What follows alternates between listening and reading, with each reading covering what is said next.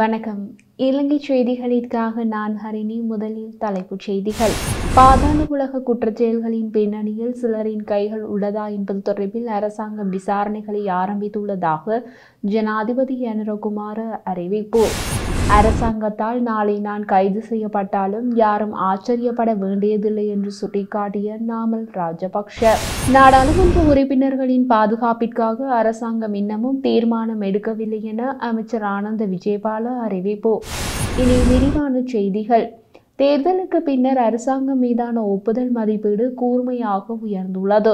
ஜூலை 2024 ஒப்புதல் மதிப்பீடு 24% இருந்து 2025 பிப்ரவரியில் 62% உயர்ந்தது. சமீப கால மூட் ஆஃப் தி நேஷன் வாக்கெடுப்பில் உள்ள புள்ளி விபரம் வெளியானது. பொருளாதார நெருக்கடிக்கு பின்னர் முதல் தடவையாக பெரும்பான்மையான மக்கள் 55% இலங்கையின் பொருளாதார நிலைமைகளை மேம்படுவதாக உணர்கிறார்கள். அதே நேரத்தில் 47% பேர் இன்னமும் பொருளாதாரம் ஒட்டுமொத்தமாக மோசமான நிலையில் இருப்பதாக உணர்கிறார்கள். ஜூலை 2024 அப்படி நினைத்த 71% குறைந்துள்ளது. மொத்தத்தில் ஜூலை 2024 முதல் 2025 வரை அரசாங்கத்தை ஏற்காத சதவீதம் 60 16 குறைந்துள்ளது மற்றும் பொருளாதாரம் மோசமாகி வருகிறது என்று நினைக்கும் மக்களின் சதவீதம் 65% 14% குறைந்துள்ளது. அதிகரித்து வரும் பாதாள உலக குற்றச்செயல்களின் பின்னணியில் சிலரின் கைகள் உள்ளதா அல்லது பாதாள உலக இயக்கங்களுக்கு இடையிலான மோதல்கள் மாத்திரம் இடம்பெற்றுள்ளனவா என்பது தொடர்பில் அரசாங்கம் விசாரணைகளை ஆரம்பித்துள்ளதாக ஜனாதிபதி யனுரகுமார தெரிவித்துள்ளார். கண்டியில் செய்தியாளர்களிடம் பேசிய அவர், அண்மைய சம்பவங்கள் தேசிய பாதுகாப்புக்கோ அல்லது பொதுமக்களின் உயிருக்கோ அச்சுறுத்தலாக இல்லை என்றார். பல வருடங்களாக அரசியல் ஆசீர்வாதத்துடன் பாதாள உலக கும்பல் வளர்க்கப்பட்டு வருவதாகவும் தற்போது அது அழிவு சக்தியாக வளர்ந்துள்ளதாகவும் ஜனாதிபதி தெரிவித்தார். அழிவுகரமான வலையமைப்பை ஒழிக்க அரசாங்கம் எல்லா முயற்சிகளையும் மேற்கொண்டு வருவதாக கூறிய அவர், என்பிபி அரசாங்கம் அது செய்ய வல்லது என்று கூறினார். இவை வெறும் போட்டி பாதாள உலக கும்பலுக்கு இடையிலான மோதல்களா அல்லது இந்த சம்பவங்களின் பின்னணியில் யாரேனும் ஒருவர் செயற்படுகிறார்களா என்பது தொடர்பில் விசாரணைகள் ஆரம்பிக்கப்பட்டுள்ளதாகவும் ஜனாதிபதி தெரிவித்தார். மன்னாருக்கு வடக்கே கடற்பரப்பில் மேற்கொள்ளப்பட்ட விசேட நடவடிக்கையின் போது இலங்கை கடற்படையினர் இலங்கை கடற்பரப்பில் அத்துமீறி மீன்பிடியில் ஈடுபட்டிருந்த 5 இந்திய மீன்பிடி படகுகளை கைப்பற்றியுள்ளதுடன் 32 இந்திய மீனவர்களையும் கைது செய்துள்ளனர். வெளிநாட்டு மீன்பிடி படகுகளின் சட்டவிரோத மீன்பிடி நடைமுறைகளை கட்டுப்படுத்துவதற்காக உள்நாட்டு மீனவர்களின் வாழ்வாதாரத்தில் அந்த நடைமுறைகளின் தாக்கத்தை கருத்தில் கொண்டு கடற்படையினர் இலங்கை கடற்பரப்பில் வழக்கமான ரோந்து மற்றும் நடவடிக்கைகளை தொடர்ந்து மேற்கொண்டு வருகின்றனர். இந்த நடவடிக்கைகளின் நீட்சியாக இலங்கை கடற்பரப்புக்குள் அத்துமீறி நுழைந்த சட்டவிரோத மீன்பிடியில் ஈடுபடும் இந்திய மீன்பிடி படகுகளை கொத்து கொத்தாக வடமத்திய கடற்படை கட்டளை அதிகாரிகள் கண்டறிந்துள்ளனர். அந்த கடல் பகுதிக்கு வடக்கு கடற்படை கட்டளை தளத்தை தனது கப்பலை அனுப்பியது. அதே சமயம் வடமத்திய கடற்படை கட்டளை தளம் தனது கடலோர ரோந்து கப்பலை மன்னாருக்கு வடக்கே கடற்பகுதியில் இந்திய மீன்பிடி படகுகளை விரட்டி அளித்தது. அதன் பின்னரும் இலங்கை கடற்பரப்பில் தொடர்ந்து சட்டவிரோத மீன்பிடியில் ஈடுபட்ட 32 இந்திய மீனவர்கள் கைது செய்யப்பட்டனர். 5 இந்திய படகுகள் கைப்பற்றப்பட்டது மற்றும் இந்திய மீன்பிடி படகுகள் அதில் இருந்த மீனவர்கள் ஆகியோர் தலைமன்னார் கடற்பகுதிக்கு கொண்டு வரப்பட்டு சட்ட நடவடிக்கைகளுக்காக மன்னார் கடற்றொழில் பரிசோதகரிடம் ஒப்படைக்கப்பட்டுள்ளனர். சமீபகால நடவடிக்கை உட்பட 2025 ஆண்டில் இதுவரை இலங்கை கடற்பரப்பில் அத்துமீறி மீன்பிடிப்பதற்காக 18 இந்திய மீன்படகுகள் மற்றும் 131 இந்திய மீனவர்களை கடற்படை கைது செய்துள்ளது.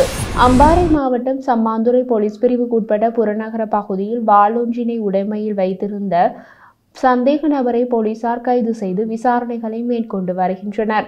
இச்சம்பவம் குறித்து மேலும் தெரிய வருகையில், இரவு வேளையில் சம்மாந்துறை பெருங்குற்ற பிரிவு அதிகாரிகளுக்கு கிடைக்கப்பெற்ற ரகசிய தகவலின் அடிப்படையில் மேற்கொள்ளப்பட்ட தேடுதலின் போது 39 வயதுடைய சந்தேக நபர் வாளுடன் கைது செய்யப்பட்டுள்ளார்.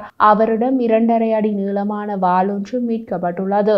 அத்துடன் சந்தேக நபர் சான்று பொருள்களுடன் சட்ட நடவடிக்கைகளுக்காக சம்மாந்துறை நீதவான் நீதிமன்றில் ஆஜர்படுத்த போலீசார் நடவடிக்கை எடுத்து வருகின்றனர். 2019 ஈஸ்டர் ஞாயிறு தாக்குதல் தொடர்பான விசாரணைகளை சீர்குலைக்க சில தரப்புகள் முயற்சிப்பதாக உளவுத்துறை அறிக்கைகள் வெளிப்படுத்தியுள்ளதாக பொது பாதுகாப்பு அமைச்சின் செயலாளர் ரவி செனவிரத்ன தெரிவித்துள்ளார். விசாரணைகளின் முன்னேற்றம் குறித்து ஊடகவியலாளர்கள் மாநாட்டில் பேசிய செனவிரத்ன, நீதியை பாதுகாப்பதில் அரசாங்கத்தின் அர்ப்பணிப்பை வலியுறுத்தியதுடன் விசாரணைகளுக்கு இடையூறு செய்பவர்களுக்கு எதிராக கடுமையான சட்ட நடவடிக்கை எடுக்கப்படும் என்றும் கூறினார். உளவு பிரிவு மற்றும் முப்படையினரின் ஆதரவுக்கு நாம் நன்றி சொல்ல வேண்டும்.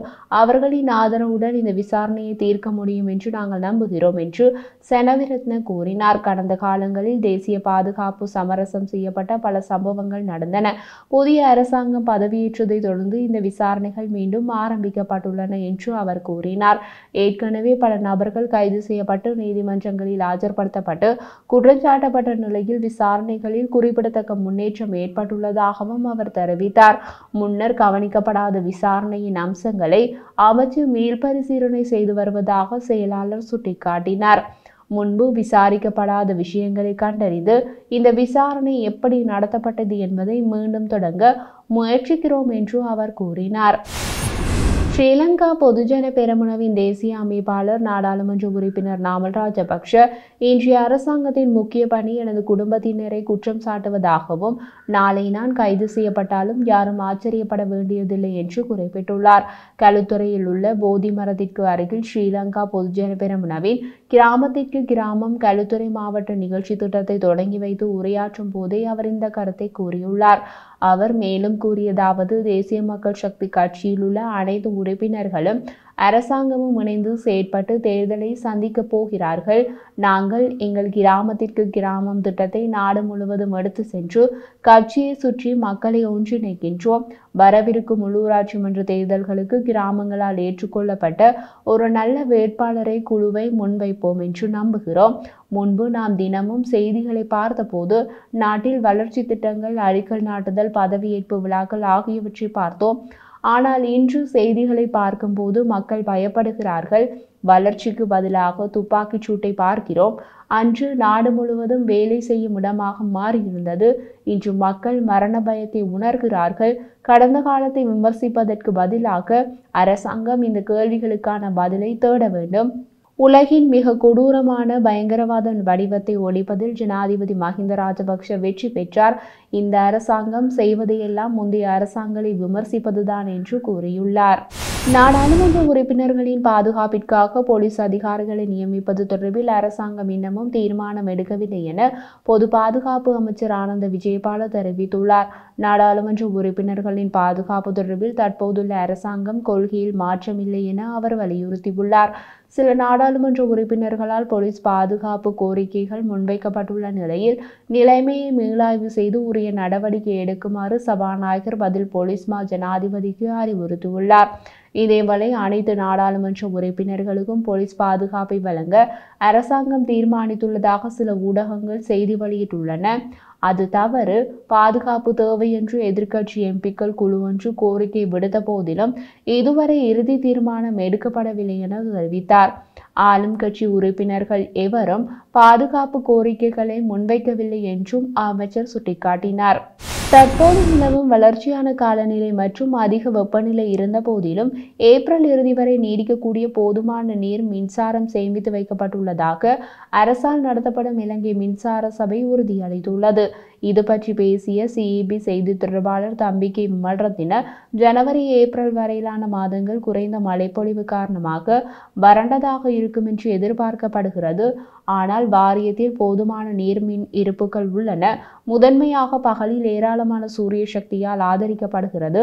பகலில் நீர்மின் உற்பத்தி சுமார் 20% குறைக்கப்பட்டுள்ளது. ஆனால் இரவில் அது 40% அதிகரிக்கிறது. குடிநீர் மற்றும் விவசாய தேவைகளுக்கான தண்ணீரை பராமரிப்பது மிக முக்கியமானது. நீர் வடிகால்களுக்கு மின்சார உற்பத்தியை மிக குறைந்த முன்னுரிமையாகும். எங்களிடம் போதுமான சக்தி வளங்கள் இருப்பதால் எங்களுக்கு அவசரகால மின்சாரங்கள் தேவையில்லை என்று அவர் கூறினார்.